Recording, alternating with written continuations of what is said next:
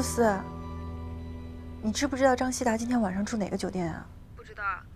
哦，对了，我想起来了，他大早上好像电话让一个什么哥帮他订酒店，我还以为他帮哪个朋友订的呢。不过他今天下班的时候特别奇怪，给我交代了好多事情，像是以后都不见面了似的。你们俩到底怎么了呀？没事没事。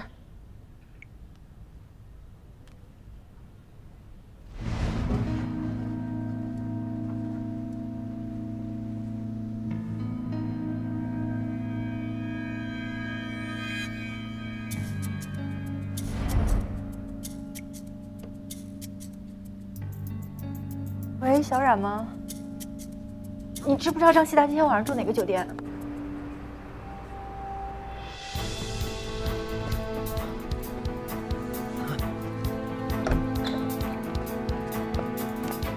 希达，你干嘛？快下来！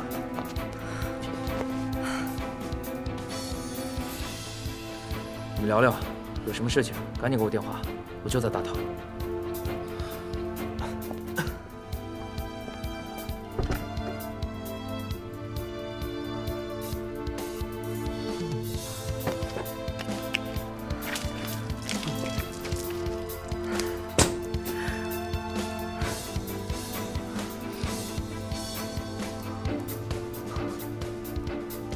你还是来了。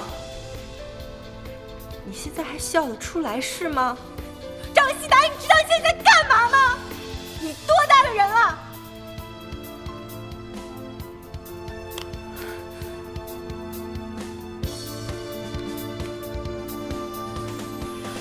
给我一个人看是吧？开心了吗？您说。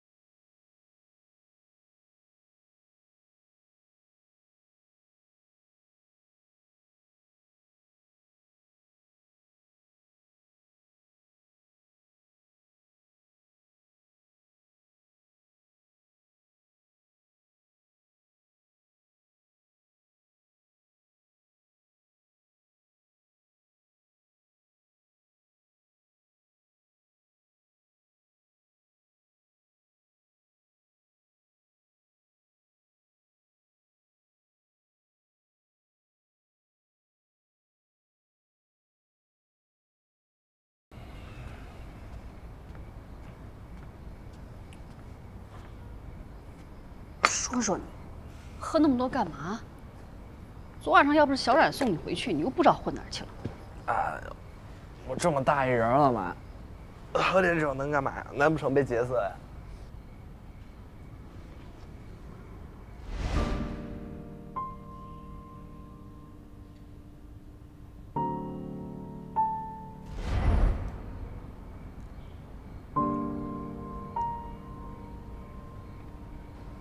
怎么啦？啊？来喝点汤。没事儿。孩子。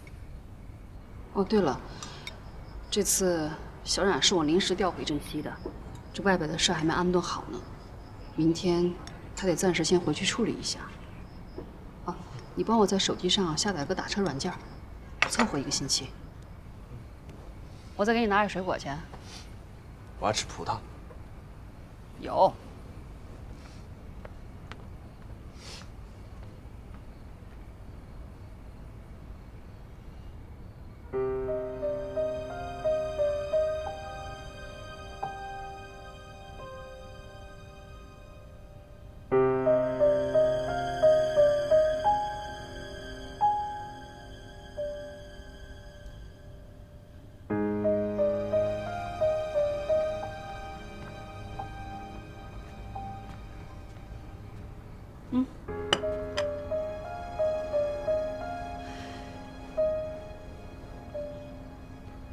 妈，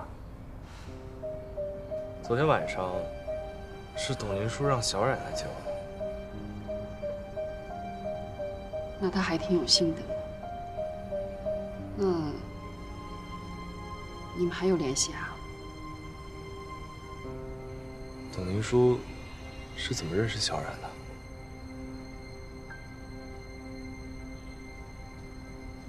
妈，你是不是背着我去找董宁叔了？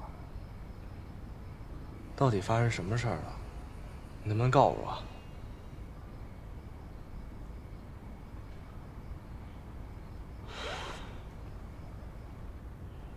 我和你爸爸是2婚，他第1个妻子叫董敏，就是董明书的妈妈。那个时候，哎，再靠近一点，对，开心一点。我只是董敏的闺蜜。哎，快来快来啊！好，我调自拍了，调自拍了。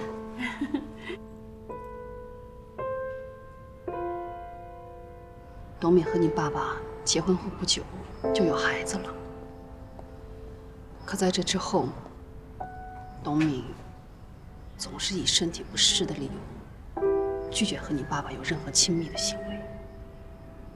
当时，你爸爸很痛苦，他甚至怀疑董敏在外边有人了，怀的孩子也不是自己的。可那个时候，我作为他们的朋友，只能帮忙劝说。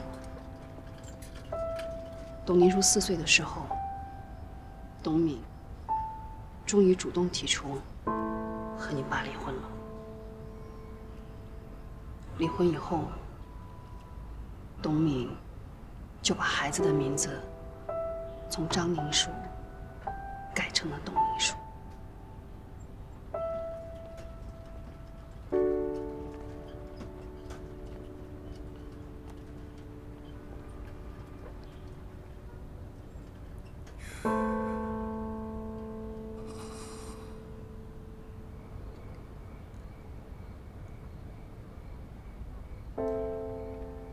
妈妈不是第三者啊，妈妈是在他们离婚以后，因为和你爸爸一起工作，才和你爸爸好的。妈，董宁书到底是不是我亲姐？我也不知道，但是我很害怕，所以我就找到董宁书了。那董宁书知不知道，她有可能是我亲姐？知道多长时间了？有一段时间了。有一段时间。妈，你说有一段时间了，那这么长时间以来，董宁书一个人承受这些啊？你们老说保护我，保护我，为了我好，你们想过你儿子的感受没有啊？我就这么躲在我喜欢的人身后，让他一个人承受这些，我像个孬种似的。我已经长大了，妈，很多事儿我能承担。哎呀，妈妈是为你好嘛，你能不能理解妈妈一下嘛？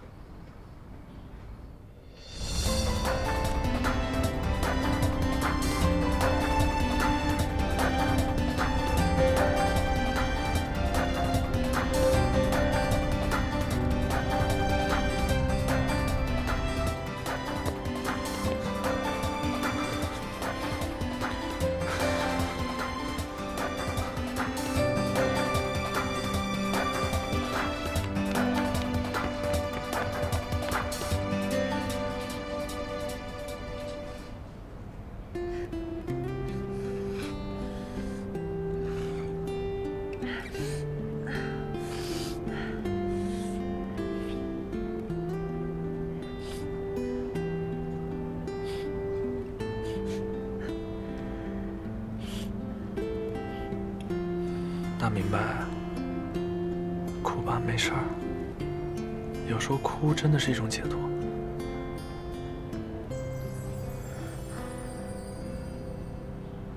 你干嘛呀？我没哭呀。我希望你在我面前能做最真实的自己。哭出来吧，没事儿。我真没哭，你干嘛呀？那这些是什么？难不成你拿这个擦口水啊？我感冒了，我就在这吃碗很辣的面，就这样了。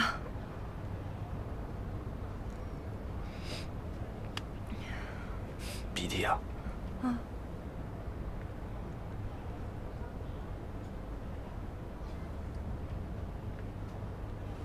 我都知道了。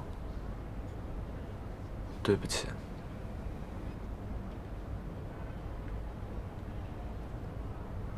让你承受了那么久。你都知道了？回去吧。晚上喝这个助眠。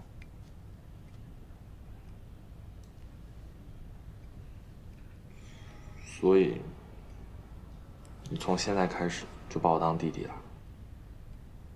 按照你妈的说法，是我妈先有了第三者，然后她跟张海天离婚之后，你妈才跟张海天在一起的。我知道我这样说的话，你会觉得我在替我父母开脱，但我始终认为，他们仨的恩怨情仇那是他们上一代人的事儿，孰是孰非，他们自己能解决得清楚。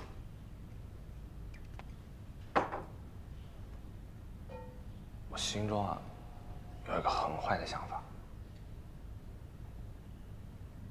我希望是你妈出轨，至少这样我们就没有亲缘关系了。你这话，哎，这是我内心最真实的想法。只要不是姐弟，什么都可以。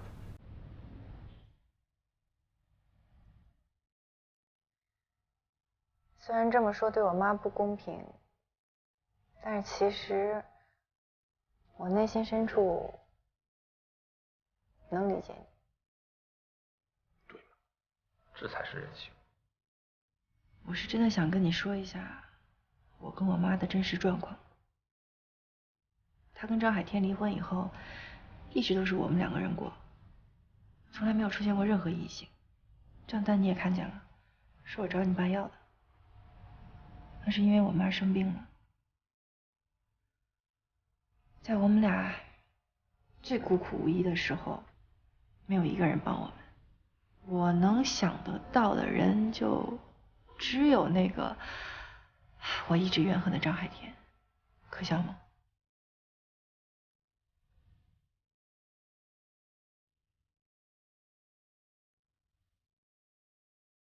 这个拥抱可以是爱人，也可以是亲人。不要推开我。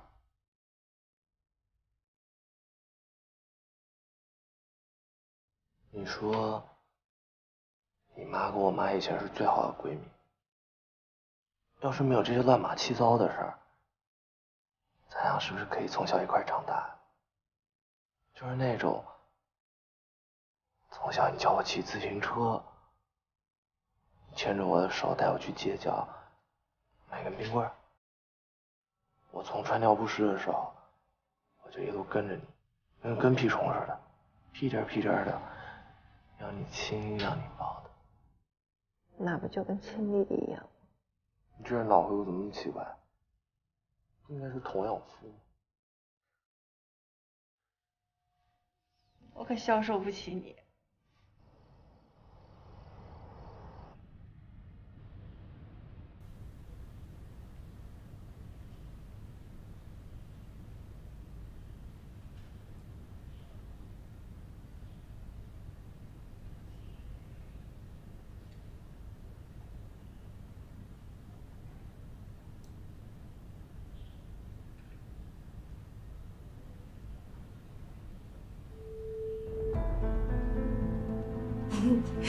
有点歪了，姐。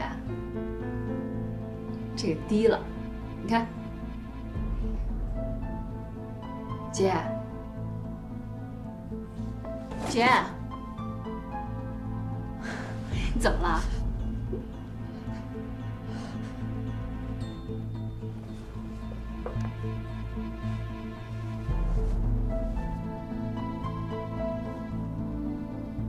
张海天打的。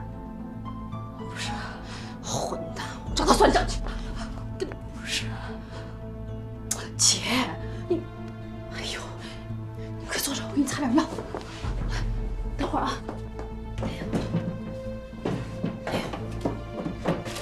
怎么回事呢？这是。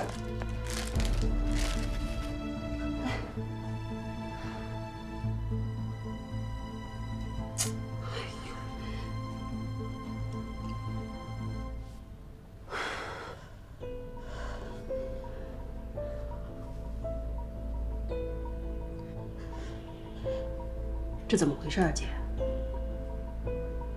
你再不说我就报警了啊！不能报警，千万不能报警！你要是报了警，我就没法活了啊！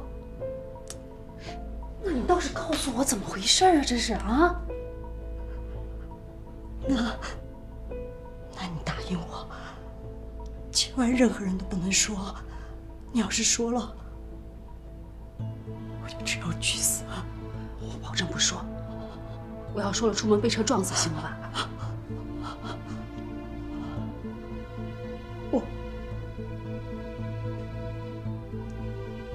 我被人强奸了。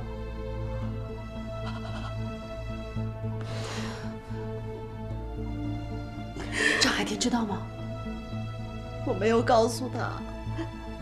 这么大的事儿，你不能一个人扛着啊！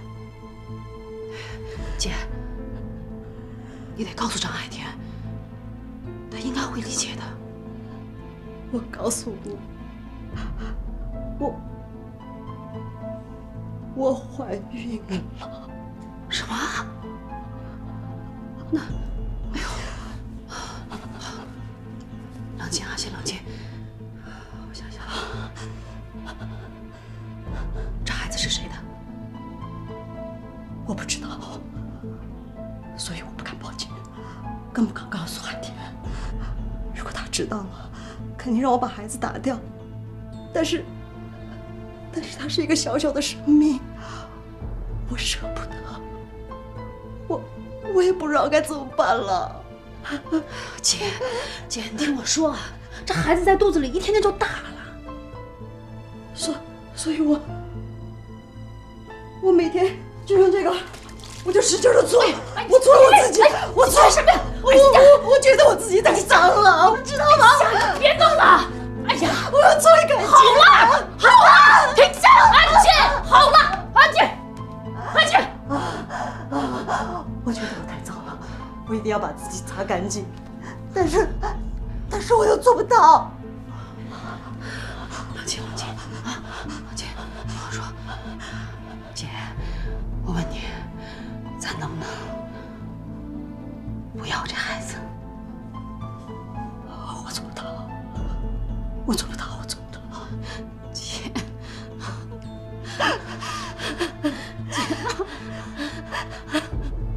那要不再告诉张海天吧，好不好？我也不知道该怎么办了呀。你说，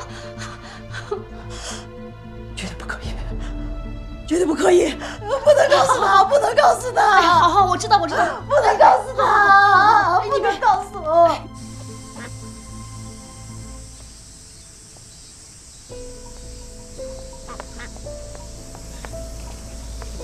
哎，东门，姐夫，哎，回来了。不吃了饭再走啊？哎，不吃了，我来看看明姐。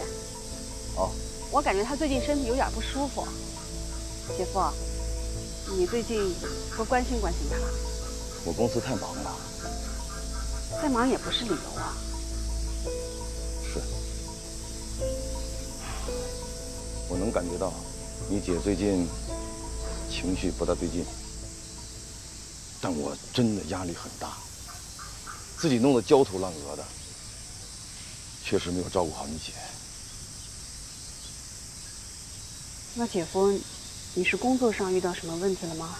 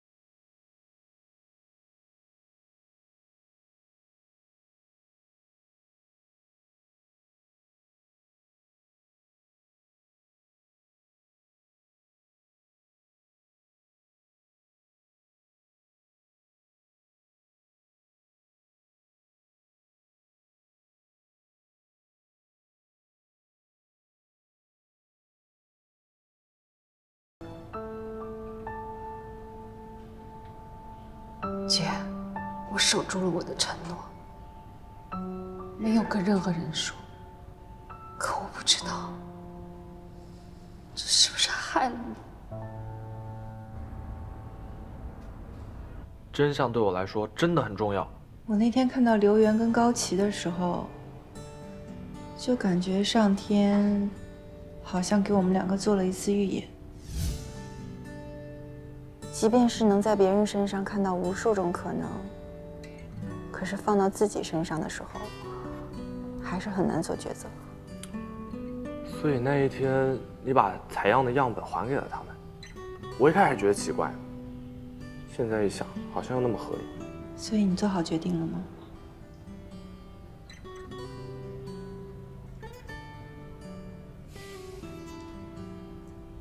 我很爱你，也想和你一直在一起。但是我真的很害怕，我们是亲姐弟，但是我没有办法像高启和刘源那样，装作若无其事的过下去。因为怀疑的种子当埋在心里的时候，不是嘴巴上说啊没事儿，那个事就不存在。那你决定做亲子鉴定吗？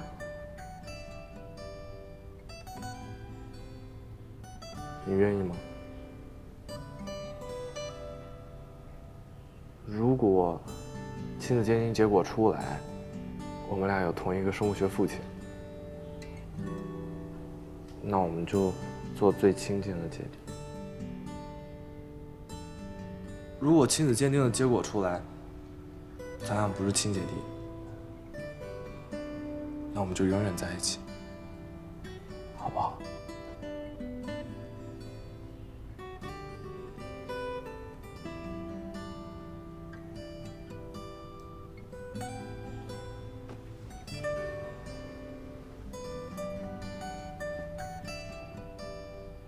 我听你的。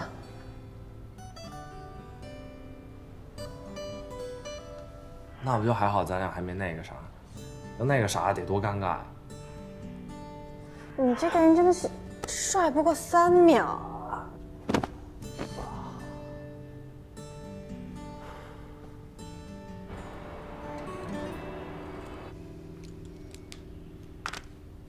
我是当事人。你们决定好就行，放心吧，交给我。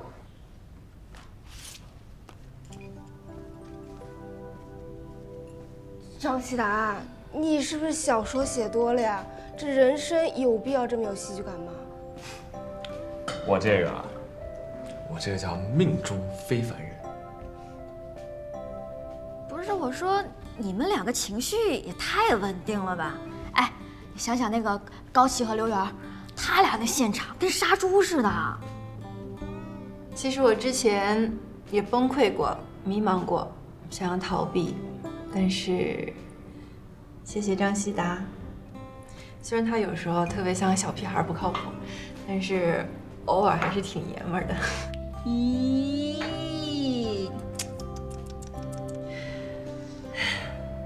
把秘密说出来的感觉真好，就感觉肩膀上有一块特别大的石头被卸下来了。现在想想以前，我好像太矫情了，也没什么大不了的。对不起。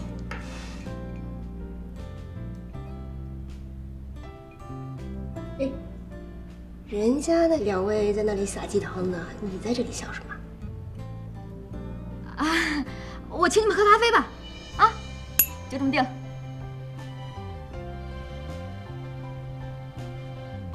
魏姐最近怪怪的，很反常。何止反常，这天得塌了呀！你们俩也太八卦了吧？有什么事儿也比不过咱俩这事狗血。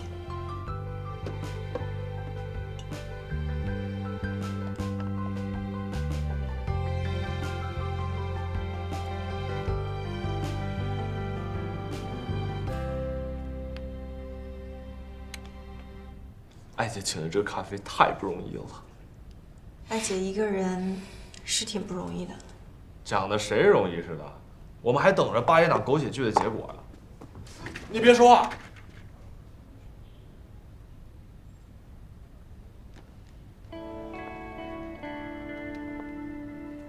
别走了，迟早都要知道结果的。咱们就在这儿打开吧。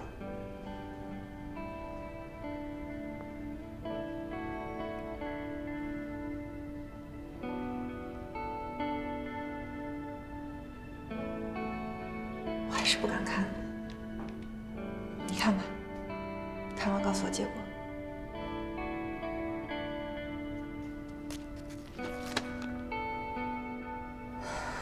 等一下，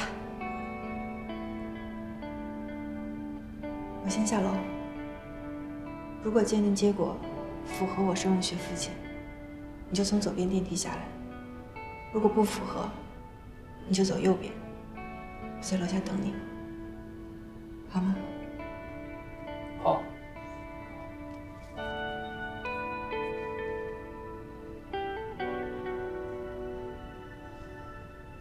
下线。